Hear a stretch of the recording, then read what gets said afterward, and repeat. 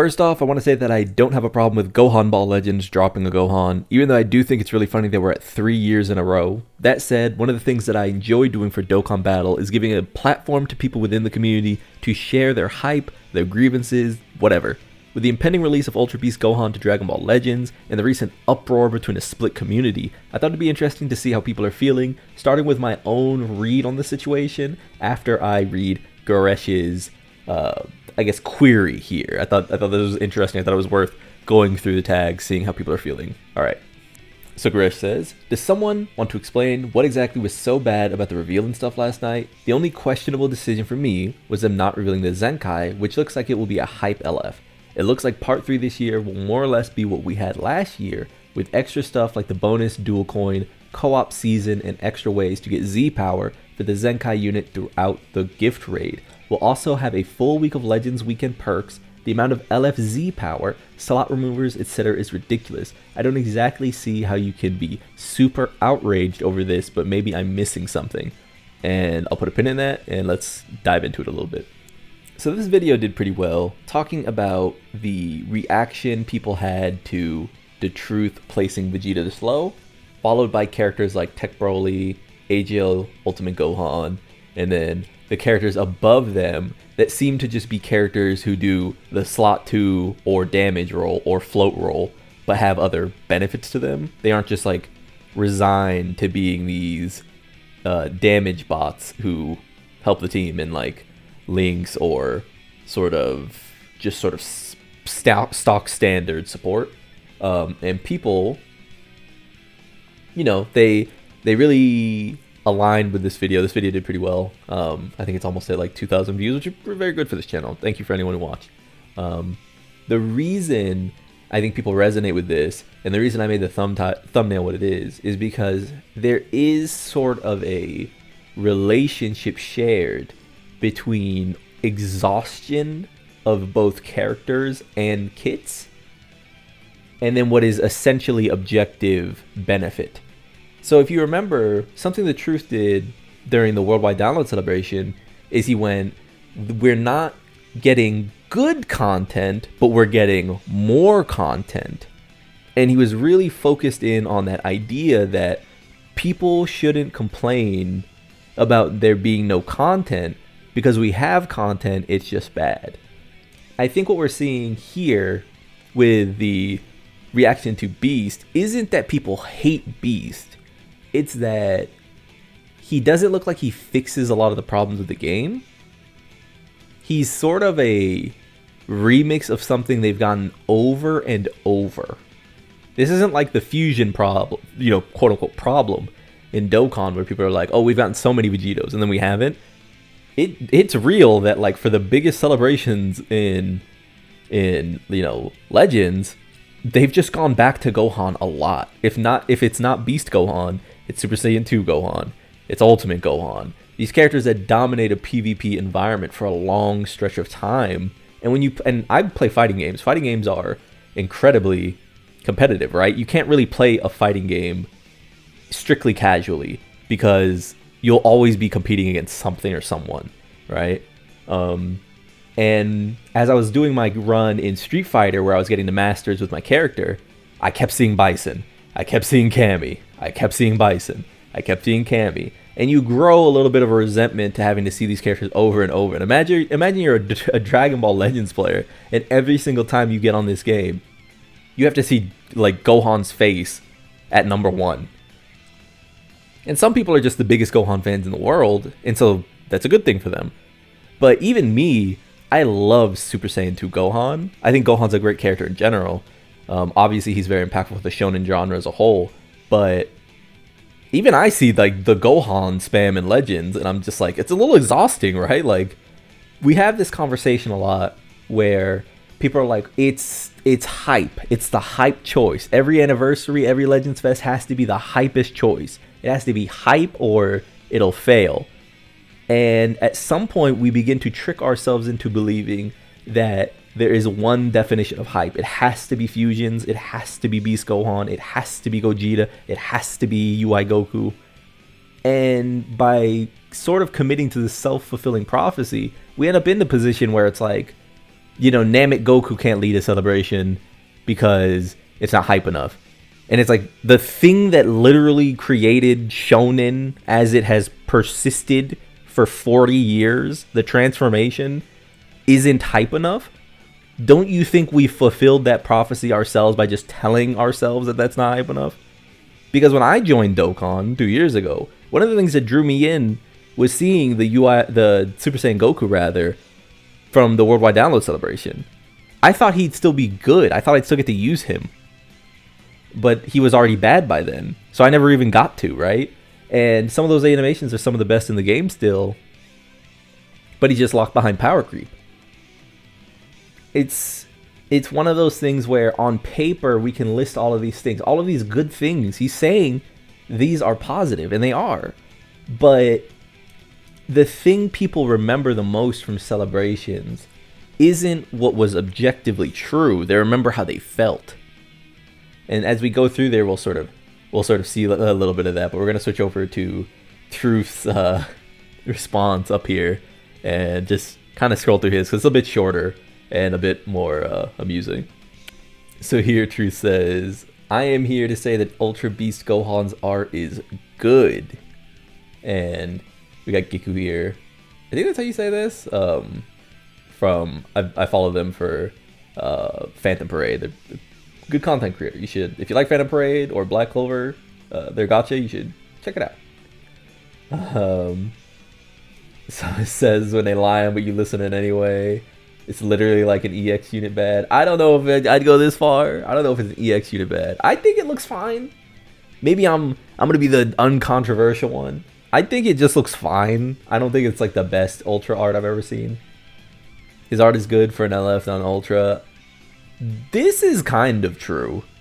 I think the one Ultra that really blew me away was seeing the Vegito Blue and Super Vegito both have really good Ultra art. For an LF card, not Ultra, but that's just my opinion. Again, you'd be wrong. It's alright. Seems Truce has finally gotten into the checkmark baiting game. Zip it up when you're done. God damn. So he told her to get off his knees. Yeah, I think it looks great. I think it looks good. I don't know if it's great. I think it looks good. That's it. Don't pay attention to the haters. Art of the Beast is fire. It's alright. Mr. Truth's Twitter, you have to hate the art. This is, fight back. Decent art for an LF. Again, that seems to be a sentiment that runs. Yeah, I think this is where I'm at. It's not bad or anything, but it's alright. It kind of feels like, it's the UI Goku. You can really tell Toshi loves this character. But I don't know. It's a little bit whelming, no? It's a little bit whelming. Let's get to the proper Goresh responses. See how people are feeling about this. If you want my thoughts on this, by the way, my interpretation in response to this was that I imagine it's a mix of character fatigue, this third beast, meta being assumedly flattened in a way that'll brick accounts for some time, is what I've seen.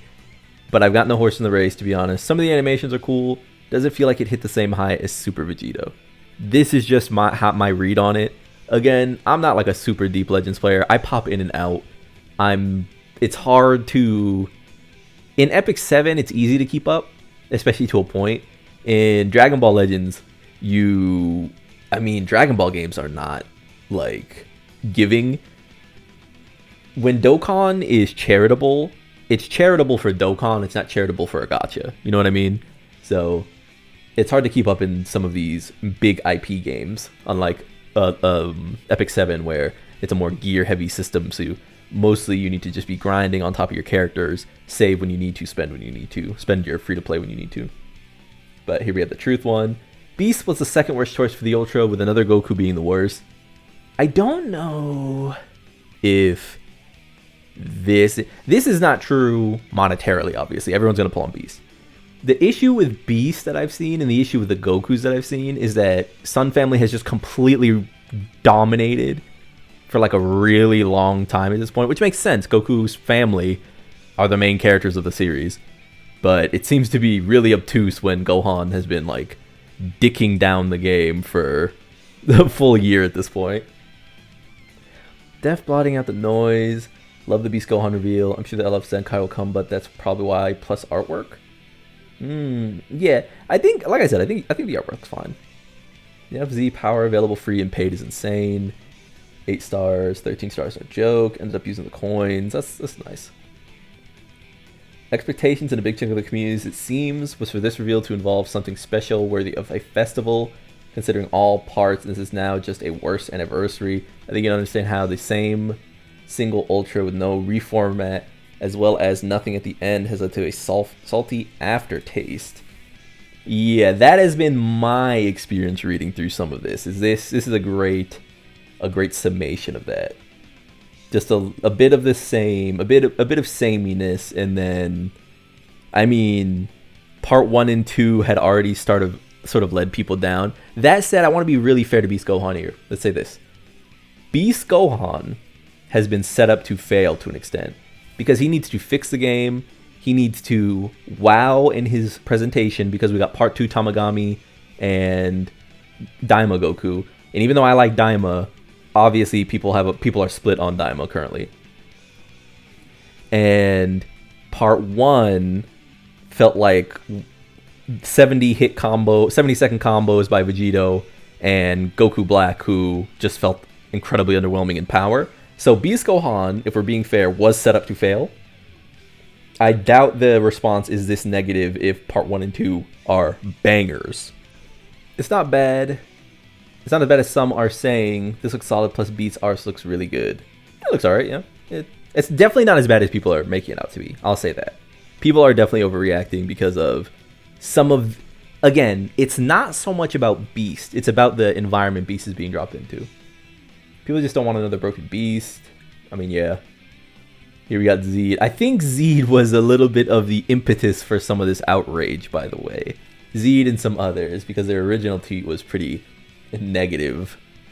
Third Beast Gohan in 2 years just feels bad. Very unoriginal. Not to mention half his animations are copy-pasted pretty much. Intro, Special Beam, Engage. And a move with no counterplay is just an additional level of toxicity to make things worse, no matter how strong it is. One of the funniest tweets I saw before Ultra Beast was revealed was, some of y'all really want to see the Special Beam cannon again, huh? And I promise I'm not a hater. That's just funny. I do get it. I do really get it. If they were going to make a Beast, I think the Kamehameha that they does with like that rage beforehand into like sort of interpolating the Special Beam cannon camera work and charge up is really good. If it was up to me, he just wouldn't have done the cannon at all, because it just leads to that feeling of recycle, reuse. Same with the kick. This was a great time to just commit to OC content. You know what I mean? I love the punch into like grabbing them by the neck. I think that stuff looks really good. It's just that once you start to see the recycled, and I'm the person who says that Dokkan should recycle animations for free-to-play units. That it's not that big a deal if they recycle, because, you know, there's only so many ways they can interpret this stuff until they start just doing original Dokkan animations. That said, it would be like if they did it for base Goku 3 times in 2 years. You know what I mean? Versus like, oh, Ginyu, who hasn't had a unit in forever, does the Melky cannon. It's like, what the fuck else is Ginyu gonna do? You know what I mean? Like, it's the other parts of it that are important, not so much that he's doing that. No Cool Orchestra, Laser Show. Yeah, I will say that was pretty underwhelming. Yeah, because the direction this game is going straight to hell, no meme. It's easy to be happy with a game for a week, maybe 2. But we can't forget that there is an entire year upcoming. That tone that they set for the next year with Ultra Gohan is concerning. I'm going to read this one and then this one. I agree with your viewpoint on that part 3 is not the problem. Beast Gohan has areas to not make it so obnoxious in PvP.